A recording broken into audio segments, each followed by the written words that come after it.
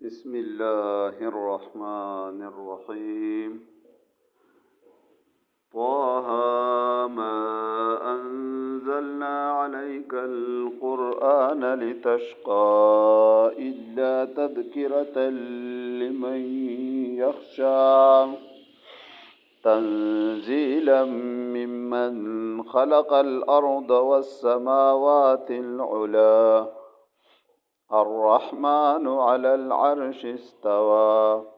له ما في السماوات وما في الأرض وما بينهما وما تحت الثرى وإن تجهر بالقول فإنه يعلم السر وأخفى الله لا إله إلا هو له الأسماء الحسنى. وهل أتاك حديث موسى إذ رأى نارا فقال لأهلهم كثوا إني آنست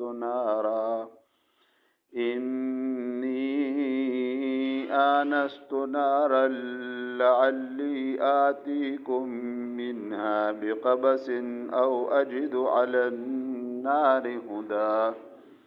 فلما أتاها نودي يا موسى إني أنا ربك فاخلع عليك إنك بالواد المقدس طوى وأنا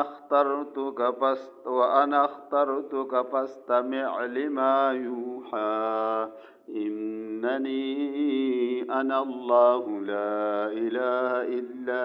أنا فاعبدني وأقم الصلاة لذكري إن الساعة آتية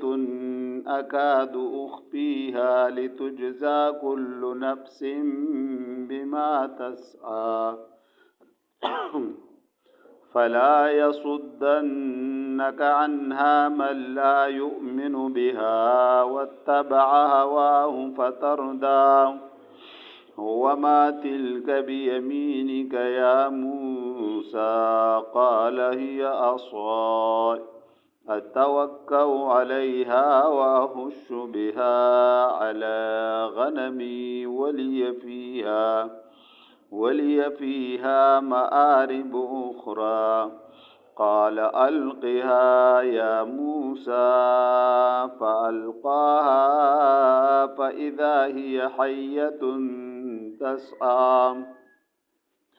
قال خذها ولا تخف سنعيدها سيرتها الأولى